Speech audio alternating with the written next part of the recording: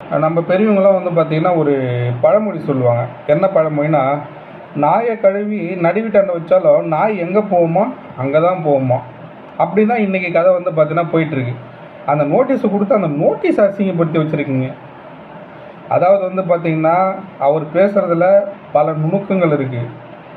பாட்டாளி உறவுகளே, அனைவரும் தங்களுடைய பயணத்தில் மிகுந்த கவனத்தோடு சென்று மாநாட்டை வெற்றி மாநாடாக மாற்றிவிட்டு வாருங்கள். கவனக்குறைவாக எங்கும் செல்ல வேண்டாம். மருத்துவர் சின்னையா அவர்களினுடைய வழிகாட்டுதலின் அடிப்படையில் எந்த சாலையில் எந்த வழித்தடங்களில் செல்ல வேண்டும் என்று சொல்லியிருக்கிறாரோ அதன் அடிப்படையில் சென்று வாருங்கள். ஏனென்றால் நம்ம ஒத்துமைக்கு போனாலும் அவங்களுக்கு பிடிக்காது. இதுதான் உண்மையான விஷயம். தயவு செஞ்சு ஒரு விஷயத்த நல்லா சொல்கிறேன், புரிஞ்சுக்குங்க. நமக்கு மற்றவங்கள ஏளனப்படுத்தி பேசணுமோ அதை பற்றி பேசணுமோ அப்படிலாம் நம்மளோட நோக்கம் கிடையாது. அவன் பேசுகிறவன் பேசிட்டு போட்டோம், நமக்கு அதை பற்றிலாம் பெரிய விஷயம் கிடையாது. நம்மளுடைய அண்ணன் அவர்களுடைய வழிகாட்டுதலின் ஐயாவினுடைய அறிவுறுத்தலின்படி இந்த மாநாட்டை வெற்றி மாநாடாக நாம் அனைவரும் மாற்ற வேண்டும். அனைவரும் மிகுந்த கவனத்தோடு சென்று வர வேண்டும். இது எனது தாழ்மையான வேண்டுகோளாக நிச்சயமாக அனைவரும் ஏற்றுக்கொள்ளுங்கள்.